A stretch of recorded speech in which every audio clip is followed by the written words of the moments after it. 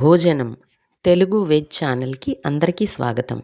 ఈరోజు మనం కాలీఫ్లవర్ వేపుడు ఎలా చేయాలో చూద్దాం రండి. ముందుగా మనం ఒక కాలీఫ్లవర్ని తీసుకుని చిన్న ముక్కలుగా కట్ చేసి దాన్ని వేడి నీళ్ళల్లో ఉప్పు వేసి ఉంచుకోవాలి.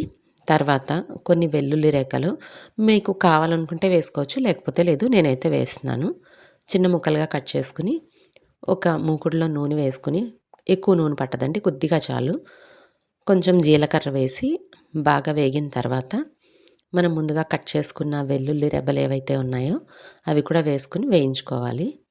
అవి కొద్దిగా వేగిన తర్వాత మన కాలీఫ్లవర్ ముక్కలు ఏవైతే ఉన్నాయో వాటిని కూడా వేసి బాగా వేయించుకోవాలి. అయితే ఈ కాలీఫ్లవర్ వేపుడు మనం మూత పెట్టి చేసుకోవచ్చు అండి.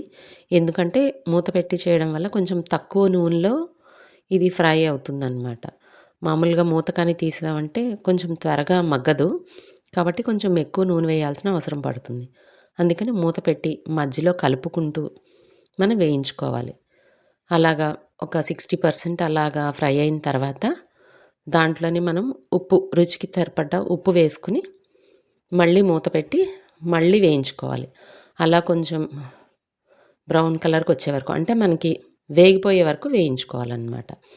అయిన తర్వాత దాంట్లోని మన టేస్ట్‌కి సరిపడ్డ కారం, అంటే జీలకర్ర కారం వేశాను నేను. జీలకర్ర కారం అంటే జీలకర్ర, ఎండుమిరపకాయలు 2 కలిపి మిక్సీలోని వేసి పౌడర్ చేసి ఆ కారం, ఒక స్పూన్ ధనియాల గుండ కూడా వేస్తున్నానండి, అంటే టేస్ట్ బాగుంటుంది.